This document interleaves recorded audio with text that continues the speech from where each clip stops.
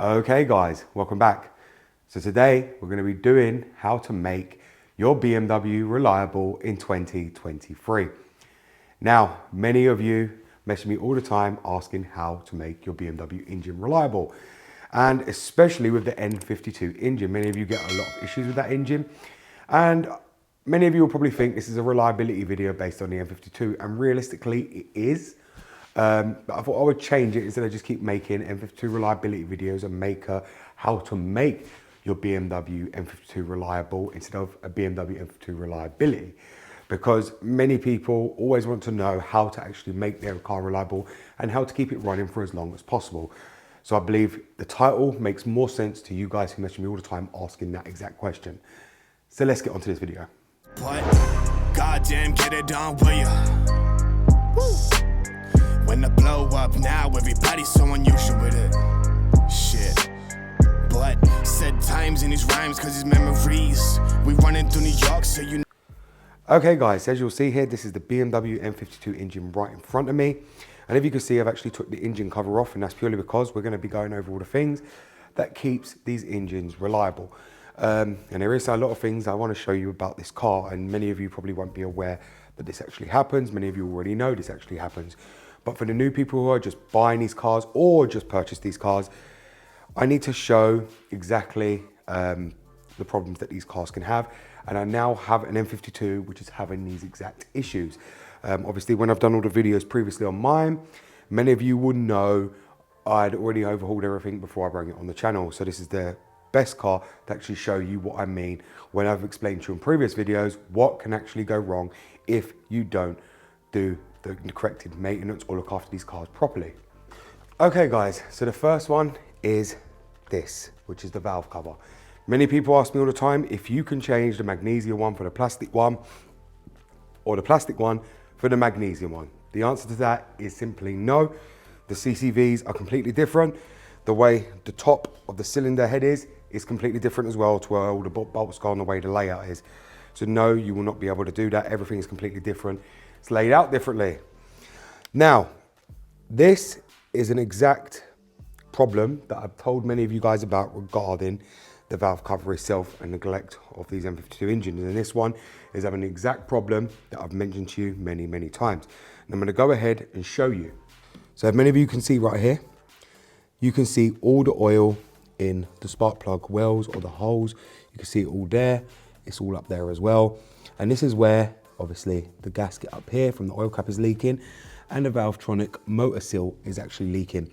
And you can also see there is some oil in the eccentric shaft plug as well. That's why it's actually hanging out. You can see down there it's badly leaking. This car is on 130k already. And obviously, this is the common mileage for when all this fails. You can see right down there as well, down the back, how bad the leak actually is. You can see right down there, it is leaking quite badly and it needs to be changed. Now, this is what I've tried to explain to a lot of you many times when I've done the videos on this, how bad these can leak. Now, if they get into your spark plug tubes, they will destroy the spark plugs and obviously the ignition coils. This is why it has to be changed very, very quickly. And we are going to be changing it because of this reason. It's not good. It needs changing. It's hit that mileage and it has to be changed. Now the reason probably for this is because the CCV on this was probably bad. And this is why this valve cover now has decided to actually explode. And that's why you're seeing the oil all over the place, which we're going to have to take off, clean it up and put it back on. So the next one on these that can and will leak oil will be the oil cooler that sits right here. This and the oil filter housing gasket, they do like to leak oil. Now, believe me when I tell you this, even at 70 to 80k, the gaskets on these will be perished. The moment you take them off, you'll see they're all hard and they will crumble. These come to extreme heat all the time with the engine, and the gaskets itself will literally go very, very hard. I do advise you to change that if you haven't changed it already, because they do go hard and they will start leaking down onto your under tray.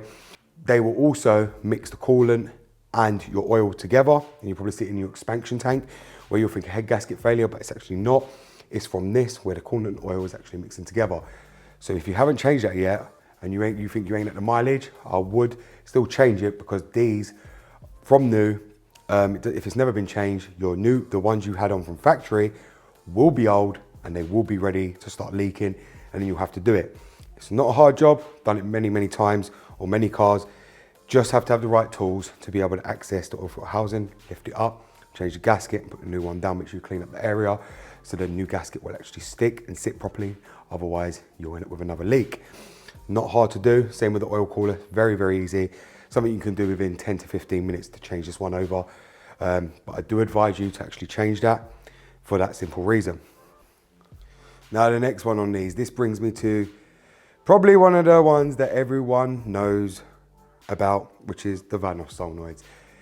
Now, many, many people, I must say, since I've come to YouTube, there has been a thing, or let's put a whole big thing regarding these, where if you can use Chinese solenoids.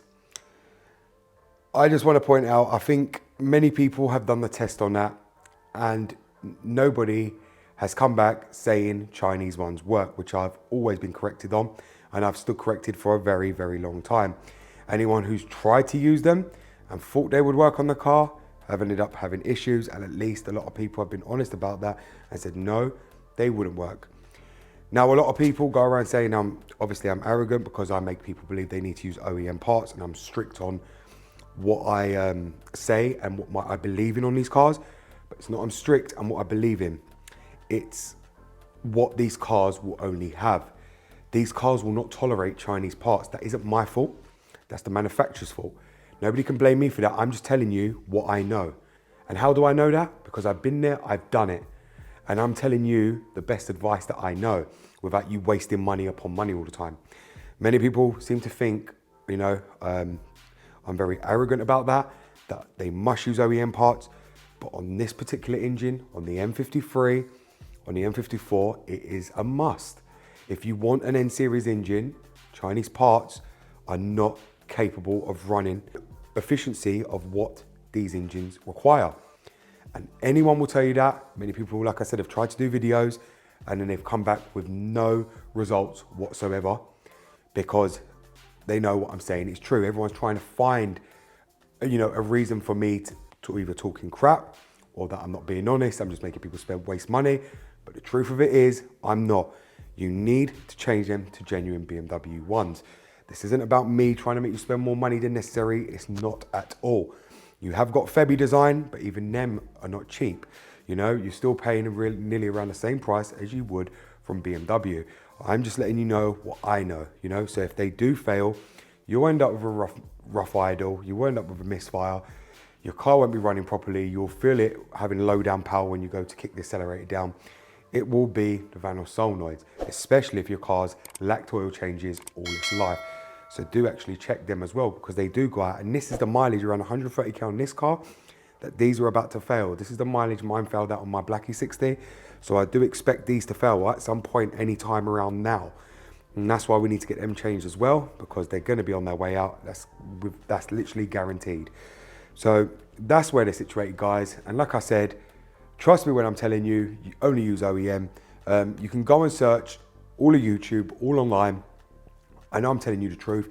If there was a much cheaper option, I would tell you, yes, you can use the cheaper option. Why would I make you go and pay, £150 each for a solenoid when you can buy ones for 40 quid? Who wouldn't do that?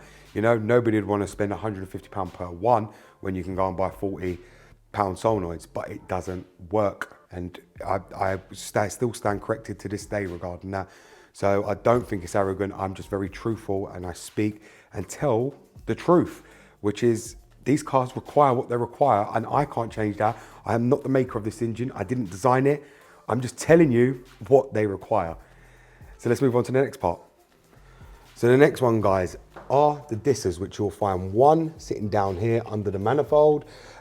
You'll see that. If you've not seen that, I've got videos regarding that, how to change the disser valves.